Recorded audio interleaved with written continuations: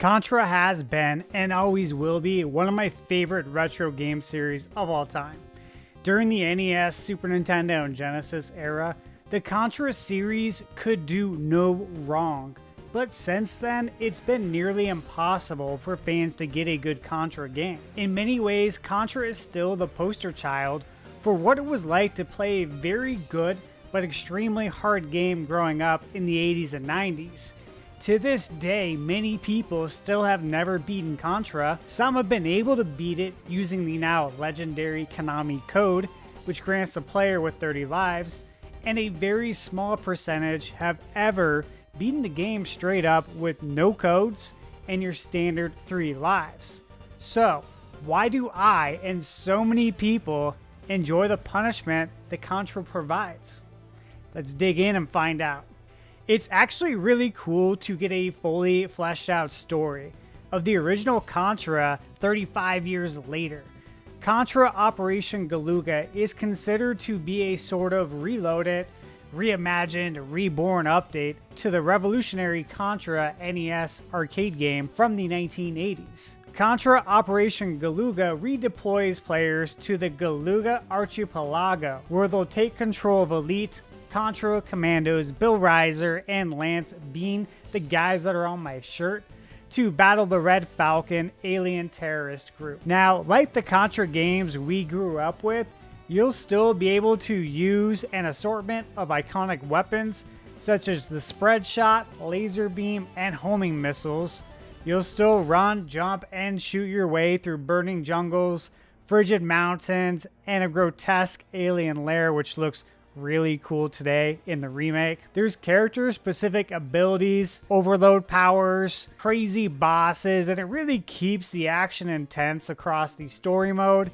There's an arcade mode and a challenge mode that I'll talk more about as we get into the review. Now, when you begin the story mode, you can choose either Bill or Lance, and by the end of the story mode, you'll have a handful of more characters to choose from on your next playthrough, be it in story mode or arcade mode. Important to note is that each character has their own unique abilities and character-specific perks that you can purchase from the shop, and each character controls differently, which makes each additional playthrough feel unique. Now, talking a little bit about the controls, WayForward added the aim lock feature, which by holding down the R2 button, you will stop controlling your character's movement and instead control the movement of their weapon. Now, this may seem like a minor addition to the control scheme, but it vastly improves the way you're able to control your character and strategically pick apart the enemies, which, as you know, is really important in Contra. Now, I talked about the graphics in my previous demo impressions video, but I want to talk about them a little bit more. I think the graphics look fine, and if you've played Contra games in the past, you know that they're not intended to be a graphical powerhouse type of game. To me, it looks like a HD version of Contra 3 The Alien Wars that was on Super Nintendo, and I think that's a great thing. I've said this before, I appreciate stunning graphics, who doesn't, but gameplay will always be king, and the gameplay is great. Talking now about the music, and I found that the sound effects were really rather perfect, especially for longtime fans of Contra and even Konami games from the NES and Super Nintendo generation. Now, the game sounds exactly as it did back in the day, except it's obviously higher quality now in 2024 than it was back in 1987. What's cool is you can unlock a ton of different soundtrack options just by playing the game. I mean, how many times have we seen companies lock new soundtrack options behind paid DLC? Didn't Sega just do that when they released Sonic Origins? I gotta say, the soundtrack options are really, really cool, but I will touch on that some more in the replay value section of the review. So, who is this game for? I'd say it's for fans of the 8 and 16-bit Contra games. If you loved Contra growing up, but haven't liked a majority of the Contra games released past 1994, then this Contra game is for you because it's a complete return to form. Additionally, If you're a fan of Metal Slug, then you would like Contra, and fans of Contra, if you guys have never played Metal Slug, you should check that out. You would like all of them. All right, now let's dive in and talk about the amount of content, because I think everyone wants to know if there's enough things to do in the game, since it's essentially a remake of a NES game. NES games are obviously a lot shorter. Now, this is by no means a long game, but it's meant to be replayed many times, where players are gunning for higher ratings and earning Contra coins or points to unlock new perks. So let's talk about the perks, because there's a decent amount to unpack here. The perk shop contains a variety of different perks to purchase with credits you gain by playing the game. Perks can range from unlocking new characters, gameplay, modifiers like starting any level with the spread gun, starting every game with additional lives, increasing your health bar, to soundtrack perks allowing you to play the game with a handful of different soundtracks. Now, other things that are really cool is they have a challenge mode. And the challenge mode is broken into 7 different categories, ranging from speedrun, rematch, pacifism, horde, sharpshooter, obstacle course, and weapon research. These honestly look really fun, and I like that there's a handful of different challenge categories to play to help keep it fresh. I went through and maybe passed 5 or 6 of them, and I had a great time. Of course, there's the arcade mode, guys. You can play up to 4 players locally, and the other special thing about arcade mode is you receive credits based on your performance upon the game over screen. Additionally, a significant boost is awarded for completing consecutive stages without dying. Now, when it comes to the story mode, obviously that's the main mode. WayForward actually did a really nice job crafting a cool take on the classic Contra game, and I've got to say that the story actually makes sense. Upon beating the game in story mode, make sure to stick around after the credits for some additional story content that I found to be pretty juicy. Now, upon completing story mode, even more new characters are added to the perk shop that you can unlock with credits. New soundtrack options also become available for purchase in the perk shop. Switching over now to the game's difficulty, and as anyone who's familiar with Contra, you know they can be quite difficult to master. Thankfully, newcomers or if veterans need to work off some of the rust, you can ease yourself into Contra simply by switching the difficulty from normal to easy. Additionally, you can toggle the new danger level setting, which also plays to the difficulty factor. Choosing a health meter gives us an HP meter, which allows you to be hit a number of times before dying, or you can go old school and choose the one-hit kill option, where if you are hit once, you lose your life, which is the same way the 8 and 16-bit Contra games were growing up. Now, what's cool though is that the game rewards you for choosing the one-hit kill option by applying extra bonus points for the added challenge, and of course those points can then be used to buy new perks or unlockables. So the game can be as difficult as you want it to be, and I think that's a good thing for both newcomers and veteran Contra fans. Now, when it comes to the game's emotion and charm, as you might have guessed, I found it to be very nostalgic, but it still felt fresh, which is exactly what I'd want from a reimagining of the original Contra.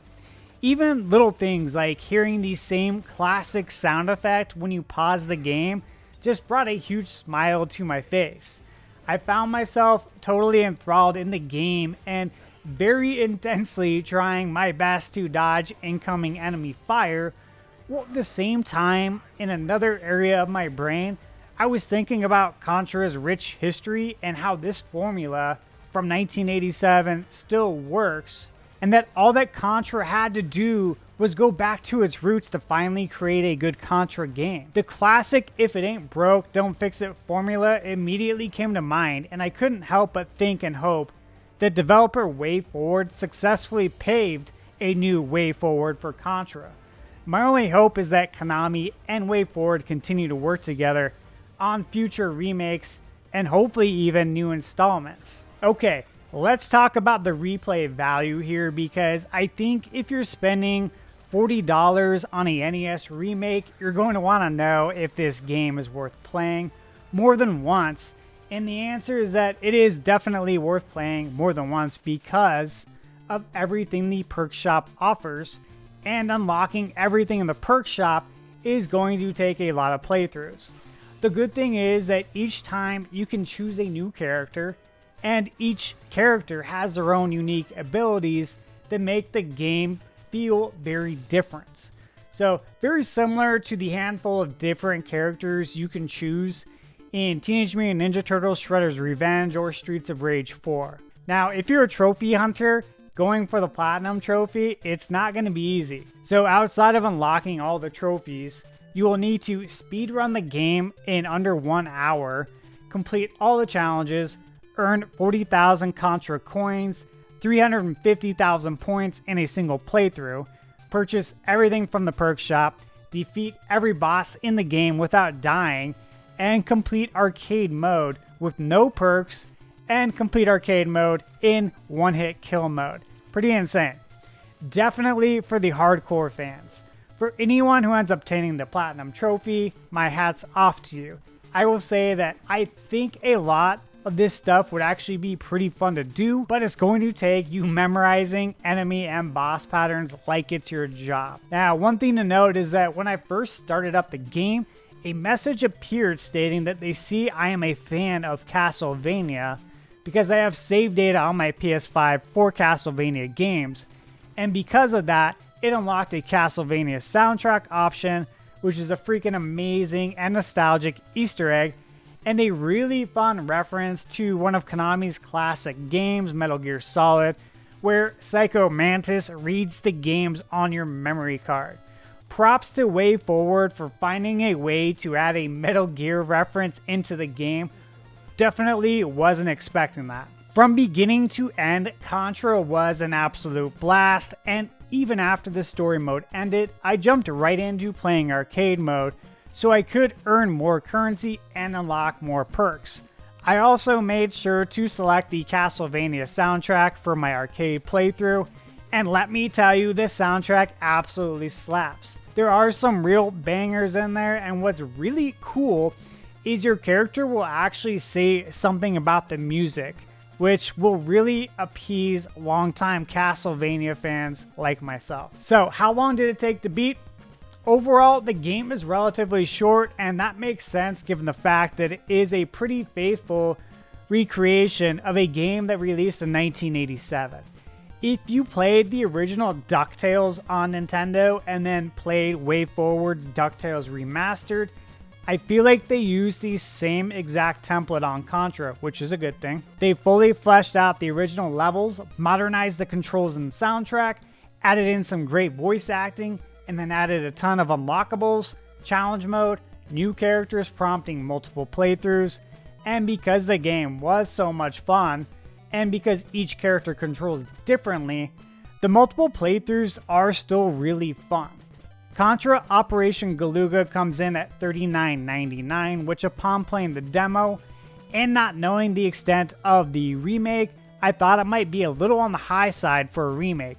But after playing through the game, looking at all the unlockable perks available for purchase and the challenge mode, I think $40 is a fair price, especially when we've seen simple HD remasters that cost anywhere between $40 and $60. Additionally, there are going to be a few different physical versions available to pre-order from limited run games, but that probably won't come out for at least 6 to 12 months. Now to give you guys my final thoughts.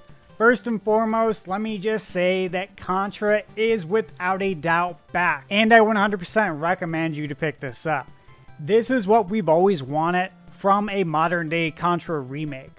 My only hope is that it doesn't stop here, because the game is an absolute blast to play, and right now, all I really want to do is unlock more perks and eventually become good enough to try and beat the game playing the one-hit kill mode. If you're a longtime fan of Contra, there's no debating whether or not you should buy this game, and I hate to say this, guys, but if we don't support it and the game ends up selling like crap, then we might not get another one, which would be a damn shame. Now, if you enjoyed this review, then you should check out some of my other game reviews by clicking on that box on the other side of me. As always, thank you guys for tuning in. Feel free to leave a comment, and remember, you're never told to play video games.